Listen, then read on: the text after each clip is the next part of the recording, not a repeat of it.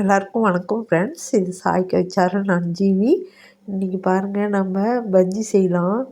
அதுக்கு ஒரு பாத்திரத்தில் உப்பு 1 ஸ்பூன், மிளகாத்தூள் 2 ஸ்பூன் எடுத்திருக்கேன். இது வந்து 1/2 கிலோ கடலை மாவு வச்சு பஜ்ஜி செய்கிறதுக்காக.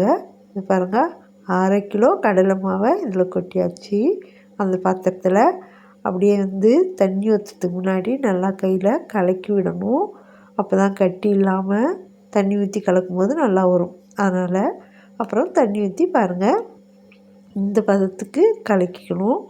அதாவது ரொம்ப திக்காகவும் இருக்கக்கூடாது, ரொம்ப தண்ணியாகவும் இருக்கக்கூடாது. அப்படின்னு தான் நல்லா வந்து பஜ்ஜி சாஃப்டாக வரும். நான் இதில் சோடா மாவெல்லாம் கூட எதுவும் சேர்க்கலை. பாருங்கள், இப்போ க்ளோஸ் பண்ணி வச்சாச்சு. இப்போ நம்ம வாழைக்காய் ரெடி பண்ணிக்கலாம். பாருங்கள், வாழைக்காய் மரத்துலேருந்து பறிச்சுட்டு வந்து தோலெல்லாம் லைட்டாக இப்படி எடுத்துக்கணும். பாருங்கள், இப்படி உரிச்சாவே வந்துடும் கத்தியில் பிடிச்சி. சில காய் வந்து வராது இல்லையா, வராது. பாருங்கள், இது மாதிரி செதுக்கி எடுத்துக்கலாம். இல்லை அப்படியே எல்லாத்தையுமே செதுக்கி எடுக்கிறதுனாலும் எடுத்துக்கலாம். எனக்கு அது ஈஸியாக இருந்துச்சு, அதனால் நான் இது மாதிரி எடுத்துட்டேன். இப்போது வராத காயெல்லாம் செதுக்கி எடுத்துட்டேன். அதுக்கப்புறம் பாருங்கள், ஒரு இது வச்சு ஸ்லைஸாக பண்ணிக்கலாம். பாருங்கள், இப்படி கையில் கூட இப்படி பண்ணலாம்.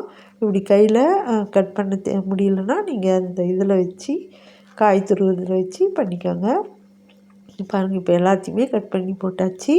இப்போ மாவு, தண்ணி, அப்பப்போ கை கழுவிக்கிறதுக்காக தண்ணி, நம்ம எல்லாமே ரெடியாக வச்சாச்சு. இப்போ பாருங்கள், இந்த காயெல்லாம் ஒவ்வொன்றா போட்டு நம்ம இப்போ பஜ்ஜி செய்ய போகிறோம். இப்போது எண்ணெய் வந்து ஸ்டவ்வில் காஞ்சிட்ருக்கு. பாருங்கள், இப்போ இந்த மாவில் வந்து அந்த காயெல்லாம் எடுத்து நல்லா நனைச்சி எடுத்து எண்ணெயில் போட வேண்டியது தான். எண்ணெய் நல்லா காயணும். அதுக்குள்ளே நம்ம இது எல்லாமே ரெடி பண்ணி வச்சுக்கலாம். பாருங்கள், பஜ்ஜி எடுக்கிறதுக்காக கரண்டி எல்லாமே ரெடியாக இருக்குது. இப்போ வந்து நல்லா மாவில் வந்து நனைச்சி எடுக்கணும். ஃபுல்லாக 2 பக்கமும் கடலை மாவு வந்து நல்லா தோஞ்சிருக்கணும். அதாவது நல்லா அழுத்தி எடுக்கணும். எடுத்து இது மாதிரி எல்லாத்தையுமே ஒவ்வொன்றா போட வேண்டியது தான். போட்டு நல்லா வேக விடணும். நல்லா வேக விட்டப்புறம் நம்ம இதை வெளியே எடுத்துடலாம். இது வந்து உடனடியாக செய்யக்கூடிய ஒரு டிஷ். இது யாராவது வந்தாங்கன்னா வீட்டுக்கு உடனடியாக நம்ம இதை ரெடி பண்ணி கொடுக்க முடியும். அதே சமயத்தில் பசங்களுக்கும் வந்து ஈவினிங்கில் ஸ்கூல் விட்டு பிள்ளைங்க வருவாங்க, அவங்க ஸ்நாக்ஸ் வேணும்னு கேட்பாங்க. அப்போ வந்து நம்ம யோசிக்க தேவையில்லை, கடலை மாவு இருந்தால் போதும். எடுத்து போட்டு நம்ம இது மாதிரி பஜ்ஜி செஞ்சு கொடுத்துடலாம். பசங்களும் விரும்பி சாப்பிடுவாங்க. நம்ம டேஸ்ட்டுக்கு தகுந்த மாதிரி காரம்லாம் போட்டுக்கணும். குழந்தைங்க சாப்பிட்றதுனால நான் கம்மியாக தான் போட்டிருக்கேன். நீங்கள் இன்னும் கொஞ்சம் காரம் வேணும்னாலும் போட்டுக்கலாம். செம்ம டேஸ்ட்டாக இருக்கும். சரி, ஒரு வேளை வீட்டில் வாழைக்காய் இல்லைன்னா என்ன செய்கிறது, உடனடியாக செய்கிறதுக்குன்றதும் நான் வந்து இந்த வீடியோவில் சொல்லியிருக்கேன். ஏற்கனவே செஞ்சு பழக்கப்பட்டவங்க ஈஸியாக எடுத்து இந்த எண்ணெயில் போட்டுருவாங்க. பிகினர்ஸாக இருந்தால் கொஞ்சம் பார்த்து போடுங்க. எண்ணெய் மேலே தெறிக்காமல் நிதானமாக அதில் விட்டு அப்புறமா திருப்பி போடணும். கொஞ்சம் கேர்ஃபுல்லாக செய்யணும். இல்லை, எனக்கு கையில் போட வராதுன்றவங்க அதை வந்து வாழைக்காயை நினச்சி ஒரு கரண்டியில் வச்சுட்டு கூட இதில் அப்படியே போட்டுடலாம். நான் அது இன்னொரு நாளைக்கு செஞ்சு காட்டுறேன். இப்போது இதுவும் திருப்பி விட்டாச்சு. நல்லா செவந்த உடனே எடுத்துடலாம். வாழைக்காய் வேக விடணும். பாருங்கள், நல்லா வந்துடுச்சு பதமாக. இப்போ எடுத்து எண்ணெயை எடுத்துட்டு போட்டுடலாம். இதில் வந்து எண்ணெயே நிறைய வந்து இழுக்கல இந்த பஜ்ஜியெல்லாம். பாருங்கள், எண்ணெய் ஊற்றின எண்ணெய் அப்படியே தான் இருக்குது. கொஞ்சம் தான் குறைஞ்சிருக்கு பாருங்கள். சில நேரத்தில் அப்படியே எண்ணெய் முழுசுமே இழுத்துடும். அதாவது நம்ம சோடா மாவு போட்டு செய்யும்போது அது மாதிரி முழுசும் இழுத்துடும். இப்போ பாருங்கள், இப்போ மாவு கொஞ்சம் மீதியாச்சு. ஏற்கனவே நான் உங்களுக்கு சொன்ன மாதிரி வாழைக்காய் இல்லாத நேரத்தில் கண்டிப்பாக எப்படியும் வெங்காயம் இருந்தே இருக்கும் வீட்டில். அப்போது உருளைக்கிழங்கும் இருக்கலாம். உருளைக்கிழங்கு இல்லைனாலும் வெங்காயம் இருக்கும் கண்டிப்பாக. அப்போ எடுத்து இது நம்ம செஞ்சிடலாம். உடனடியாக பஜ்ஜி செய்கிறதுக்கு இது வீட்டிலே இருக்கிற பொருள் தான். அதை எடுத்து வச்சு செஞ்சிடலாம். பாருங்கள், இப்போ மீதியான மாவில் நான் முதல்ல உருளைக்கிழங்கு பஜ்ஜி செய்கிறேன். பாருங்கள், ரவுண்டாக அழகாக ஸ்லைஸ் பண்ணி இது போட்டு அதே மாதிரி வாழைக்காய் எப்படி போட்டோமோ அதே மாதிரி இதையும் நினச்சி போட்டு நல்லா வேக விடணும். திருப்பி விட்டு வேக விடணும்.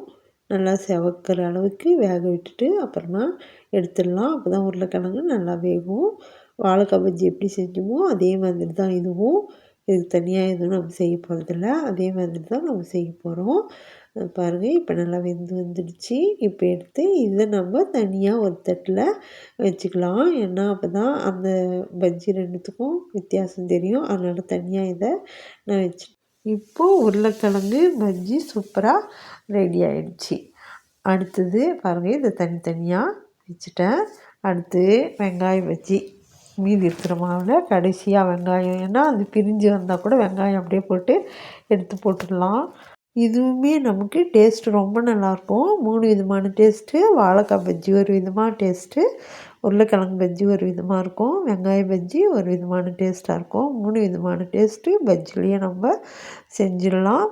பாருங்கள் இது ரவுண்ட் ரவுண்டாக பாருங்கள் இப்படி வளையமாக வந்திருக்கு. மீதியான மாவெல்லாம் வேஸ்ட் பண்ணாமல் இது மாதிரி செஞ்சிடலாம். கொஞ்சம் கூட வேஸ்ட் ஆகாமல் இருக்கும். பாருங்கள் இதுவும் வந்துடுச்சு. திருப்பி விட்டுட்டு நல்லா செவந்ததும் எடுத்துடலாம். இது வேகும்போதே இந்த வெங்காயம் இருக்கிறதுனால வாசனை சூப்பராக இருக்கும். இதை எடுத்து இதையும் ஒரு தனியாக ஒரு தட்டில் வச்சுக்கலாம். இப்போது 3 விதமான பஜ்ஜி இருக்குது. எல்லாத்தையும் தனித்தனியாக தட்டில் வச்சுருக்கேன். இப்போ நம்ம ஒரே தட்டில் ஒன்றா எடுத்து வச்சாலுமே அந்த வடிவத்தை வச்சு நம்ம எந்தெந்த பஜ்ஜின்னு சொல்லிட்டு கண்டிப்பாக கண்டுபிடிக்க முடியும்.